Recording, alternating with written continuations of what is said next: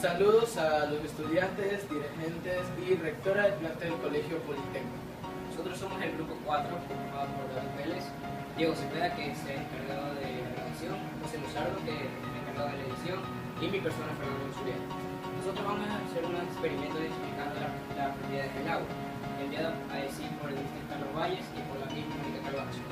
Vamos a aplicar las propiedades del agua y demostrar su importancia. Para el experimento de hoy, lo que vamos a presentar son dos espejos que pueden ser tanto de la manera simétrica, de modo que puedan entrar uno con el otro y puedan ser retirados con facilidad. También tenemos una visera o un gotero que debe ser llenado de agua. Lo primero que vamos a hacer es coger la base del espejo y ponerle por un mínimo de 3 gotas de agua. 1, 2, 3. Después de esto, vamos a usar el otro espejo y vamos a colocarlo encima de esta manera. De modo que al ejercerle presión, uno voltea el espejo y genere un pegamento sobre él. Para la explicación de este experimento, las partículas que componen el agua, que son el hidrógeno y el oxígeno, generan un puente de adhesión natural de un espejo a otro. Cuando las partículas de hidrógeno y oxígeno son unidas por un medio de presión, genera que éste se pegue al mismo.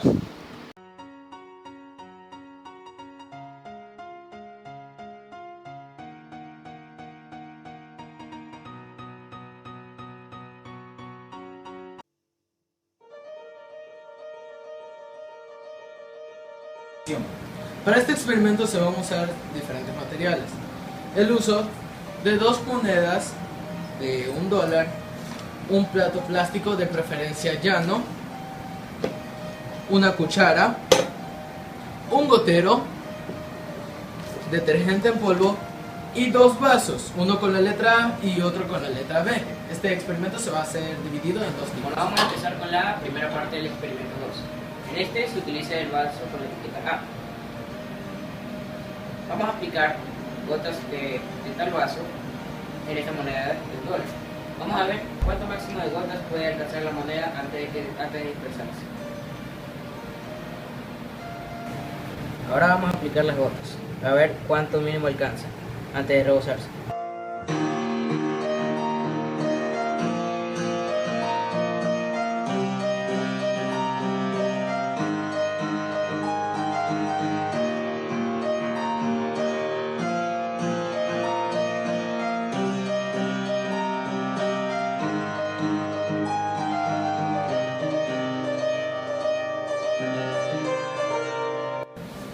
Para la segunda parte de este experimento lo que vamos a necesitar es el detergente en polvo, el vaso B, otra moneda de $1, de la cual esté seca, otro plato, una cuchara y un gotero. Primero vamos a poner 2 cucharadas de detergente.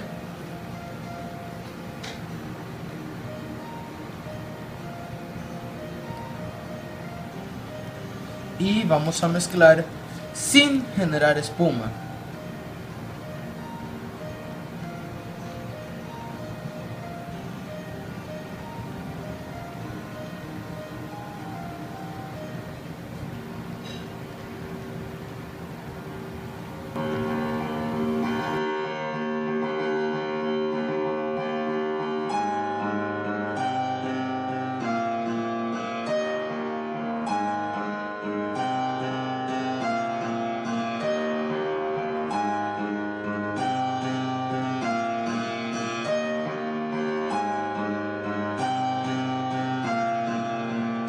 El agua es un fluido.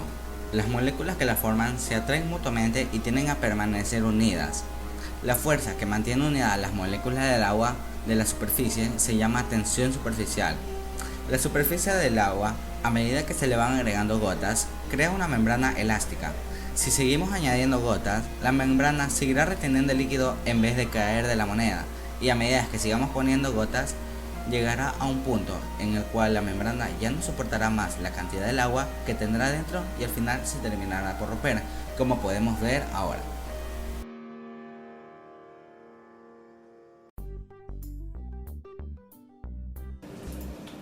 Para el proyecto número 3, los materiales que vamos a necesitar son sorbetes pequeños y sorbetes grandes, un vaso con agua y colorante vegetal. Después de haberle puesto el colorante vegetal al agua, lo que vamos a hacer es coger uno de los sorbetes pequeños y lo vamos a insertar en el agua, de modo que tapamos la punta y lo retiramos. Lo que vamos a observar es que el agua ha subido por medio del sorbete. Ahora retiramos el agua y lo mismo vamos a hacer con el segundo sorbete, que es más grande y mucho más ancho.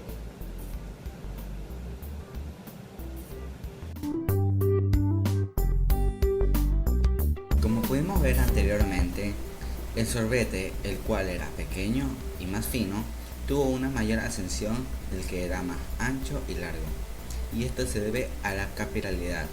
Para entender la capilaridad hay que tener en cuenta la ley de Joule, que está basada en el principio de la tensión superficial del agua. La tensión superficial junto a las dos fuerzas, que son la de cohesión y adhesión, dan lugar a la capilaridad. ¿Qué es la fuerza de cohesión? Son las fuerzas que ocurren entre las moléculas que están más alejadas del tubo o de la superficie. ¿Qué es la fuerza de adhesión? Son las fuerzas que ocurren entre las moléculas que están pegadas a la superficie del tubo y las moléculas del tubo o del sólido. Son las superficies que están interactuando entre las moléculas y el sólido.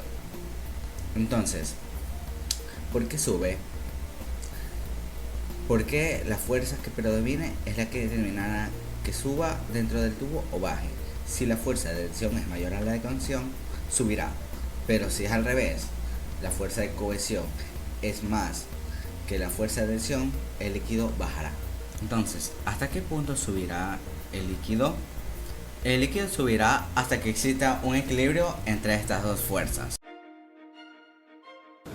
Para el experimento 4, los materiales que necesitamos son un vaso con agua, una cubeta para hacer hielo, el termómetro y una refrigeradora. Como verán, dirigimos hasta la cocina y aquí vamos a empezar el experimento 4 llenando cada uno de estos espacios con agua. Vamos a ver.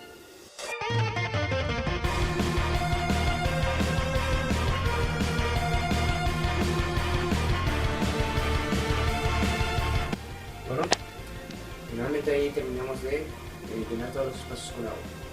Ahora procedemos a encender el termómetro y vamos a fijarlo en cada uno de los espacios.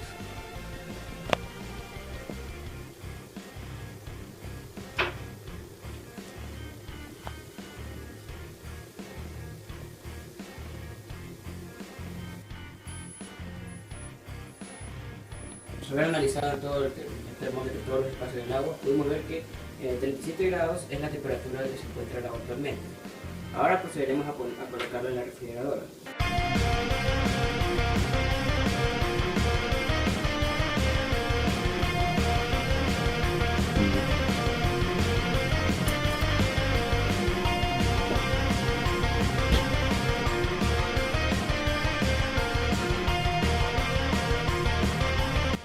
Como podemos ver actualmente, el agua ahora está a una temperatura de 0 grados, por lo que ahora, como podemos ver, su estado actual es sólido. Entonces, aquí interviene la siguiente pregunta. ¿Por qué el hielo flota? Esto se debe a la densidad. ¿Qué es la densidad? Es la propiedad que nos permite medir la ligereza o pesadez de una sustancia. Cuanto mayor sea la densidad de un cuerpo, más pesado nos parecerá. Para que el agua se solidifique, tiene que estar a una temperatura de 0 grados Celsius o menos. Entonces, al momento que el agua se transforma en hielo, su densidad disminuye aproximadamente a 0.92 gramos por centímetros cúbicos. Mientras que el agua en su estado líquido, su densidad es de 1 gramo centímetros cúbicos. Entonces, como su densidad es menor al agua, el hielo va a flotar.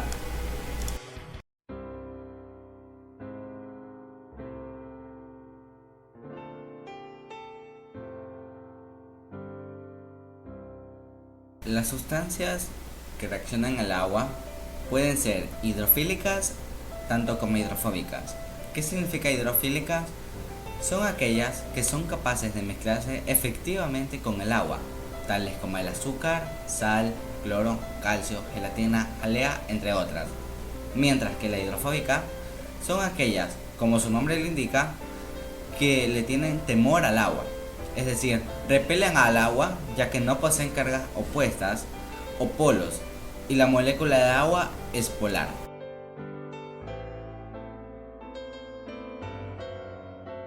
El agua nos ayuda para varias actividades que realizamos a diario los seres vivos. Por ejemplo, la ecosión, que ayuda a las plantas con la ascensión de la savia bruta en contra de la gravedad. La densidad, que en lugares con clima frío, como sería el Polo Norte, ayuda a que el hielo suba hacia la superficie por tener menor densidad, de esta manera permitiendo que los seres acuáticos puedan seguir viviendo en el agua. La tensión superficial, que podemos entender la tensión superficial como una especie de membrana elástica que dificulta ingresar al líquido. Por este fenómeno, algunos insectos tienen la posibilidad de pulsarse sobre el agua sin que se hundan. El elevado calor específico, que es la capacidad del agua para estabilizar la temperatura que proviene de su calor específicamente alto.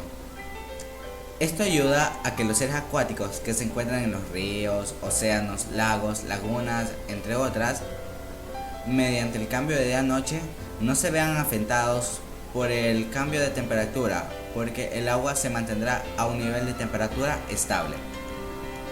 La capilaridad, que ayuda en el sistema vascular de todo ser vivo en el transporte de agua y sangre. Polaridad, que permite la interacción con las moléculas no polares, tales como ácidos grasos, lo cual es esencial para la vida. La unión con ácidos grasos de agua hace que la partición de las membranas, que es el elemento básico de la vida.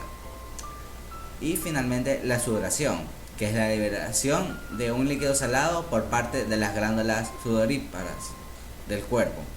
La sudoración es una función esencial que ayuda al cuerpo a permanecer fresco. Por ejemplo, cuando hacemos ejercicio, sudamos para liberar el calor que se acumula en nuestro cuerpo.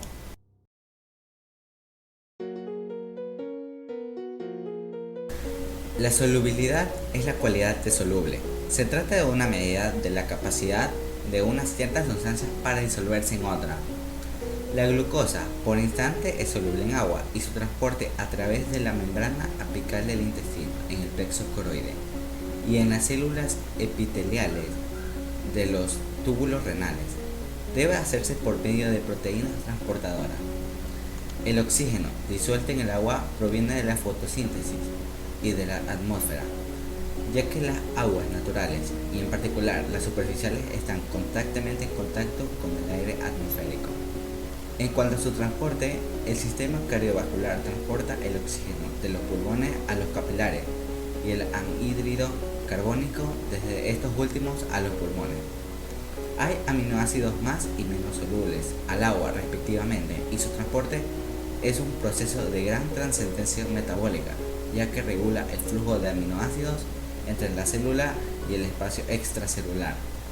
Los aminoácidos ingresan a las células de mamífero a través de proteínas de la membrana plasmática, bien caracterizadas cinéticamente. El cloruro de sodio es soluble en agua y su transporte es como producto seco. Las grasas y el colesterol no son hidrosolubles y necesitan viajar a través de la sangre para llegar hasta los diferentes tejidos del cuerpo.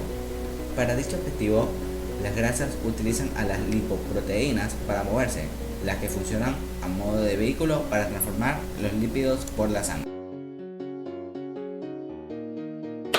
Tras arduas horas de trabajo, finalmente hemos llegado a la conclusión del proyecto en el cual explicamos la importancia de las propiedades del agua. Y cómo estas afectan dependiendo del caso o experimentos que se les pongan, como pudimos ver previamente. Esperamos que este proyecto científico se lo pueda aplicar para beneficios futuros. Muchas gracias. Buenas noches.